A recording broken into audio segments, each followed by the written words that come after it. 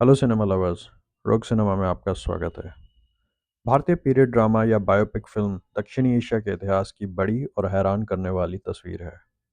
ये सिनेमा के खजाने से हमें वहां ले जाते हैं जहां अलग अलग युगों में, जैसे कि मुगल एरा, कभी कॉलोनियल ज़माना तो कभी आज़ादी के बाद का इतिहास, चाहे समय कोई भी दिखाए, पर ये फिल्में दर्शाती हैं कि इतिहास के सबसे रोमांचक और विभिन्न पन्नों के साथ साथ उस समय की उन मशहूर हस्तियों के बारे में जिन्होंने समय के स्तंभों पे अपनी छाया हमेशा के लिए छोड़ दी है। इस हफ्ते रिलीज हुई ऐसी एक राजनीतिक पीरियड ड्रामा की बात करेंगे हम, जिसका नाम है इमरजेंसी। भारत के इमरजेंसी काल की घटनाओं पर आधारित इस फिल्म में पूर्व प्रधानमंत्री इंदिरा गांधी की मुख्य भूमिका में नजर आई हैं कंगना रनावत। आइए जानते हैं इमरजेंसी का रिव्यू बिना किसी स्पॉइलर के। डायरेक्शन। कंगना रनावत एक प्रभावशाली अभिनेत्री है जिनके लिए लगभग किसी भी रोल को निभाना मुमकिन है, लेकिन ऐसा लगता है कि डायरेक्टर के रोल में उन्हें अभी कुछ और सफ़र तय करना होगा। कहानी का पहला भाग ऐसा लगता है जैसे अपने रास्ते से भटक के इधर उधर चल रहा है और बस समय के साथ है। सीन पहले से दूसरे और तीसरे और अगले में बदल रहे हैं बिना किसी ऑर्गेनिक ट्रांसफॉर्मेशन के। 1966 से 1977 की अलग अलग घटनाएं बस एक कच्चे पक्के धागे से सील दी गई हैं। कुछ सीन्स में ज़रूरत से ज़्यादा ड्रामा दिखाया गया है।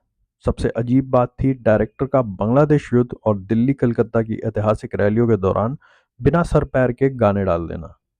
लेकिन इंटरवल के बाद फिल्म ट्रैक पे वापस आ जाती है। शायद इसके बाद गिनती के ही कुछ साल कवर करने थे, इसलिए हमारा मानना है कि अगर कंगना डायरेक्शन की कमांड किसी मजे हुए डायरेक्टर को देती तो फिल्म में चार चांद लग जाते।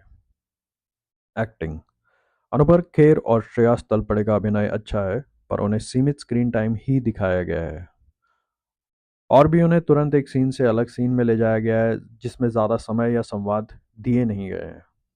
महिमा चौधरी और मिलिंद सोमन दोनों ही नेचुरल लगे हैं, दिखने में भी और व्यवहार में भी। लेकिन फिल्म का सरप्राइज है विशाख नायर।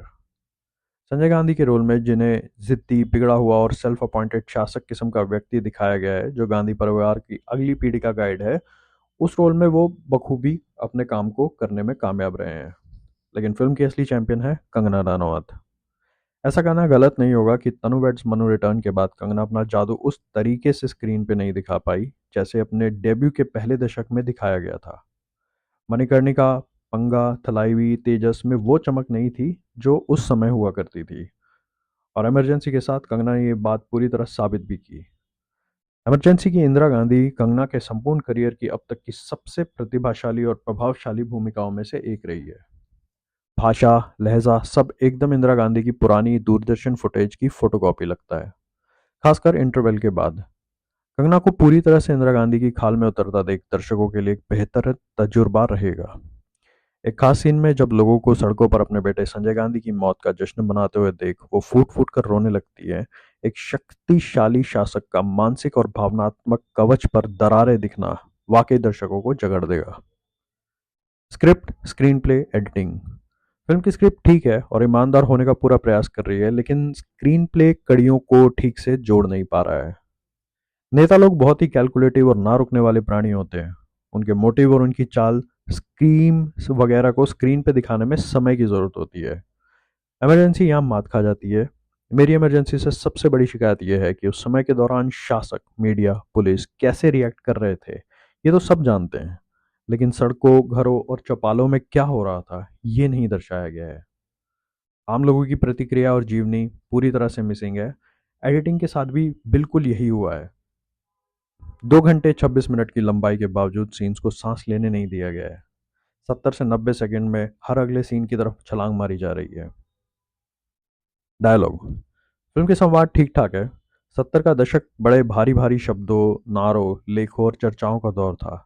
उस मायने में डायलॉग डिपार्टमेंट का काम मामूली सा दिखता है। Technical work, sound and cinematography. Film की सिनेमाटोग्राफी ठीक है, मगर एक कमी बार बार दिखी है। ज़रूरत से ज़्यादा क्लोजअप शॉट्स लेना, जिसकी वजह से फिल्म के आउटडोर सीन्स जो हैं उनमें वो बात नहीं रही है। कहानी की मांग है कि प्रधानमंत्री के साथ साथ उनके साथ के लोगों के रिएक्शन और नजरिए को एक ही फ्रेम में दिखाया जाए, लेकिन कैमरा इंदिरा गांधी के चेहरे पे लगातार बना रहता है।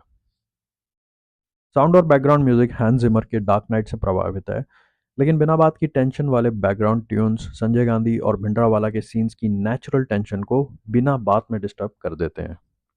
इम्पैक्ट। हमारा ये मानना है कि डायरेक्शन और राइटिंग में कुछ कमियों के बावजूद कंगना रनावत की परफॉर्मेंस की तारीफ अगले कुछ सालों तक गूंजेगी और ये एक और नेशनल अवार्ड मिलना बहुत ही सामान्य सा लग रहा है। कुल मिलाकर हम इमरजेंसी को देते हैं 60%। कंगना रनावत की इस फिल्म के लिए मिलने वाले सभी अवार्ड्स में के लिए हम उन्हें एडवांस में मुबारकबाद देना चाहेंगे। वीडियो पसंद आया तो लाइक ज़रूर करें और अगर आपको चैनल सब्सक्राइब नहीं किया है तो ऐसा हो सकता है कि शायद आप हमें फिर दोबारा कभी ना सुन पाएँ। और अगर सब्सक्राइब कर चुके हैं तो रोक सिनेमा में आपका स्वागत है। फिर मिलेंगे। जय हिंद।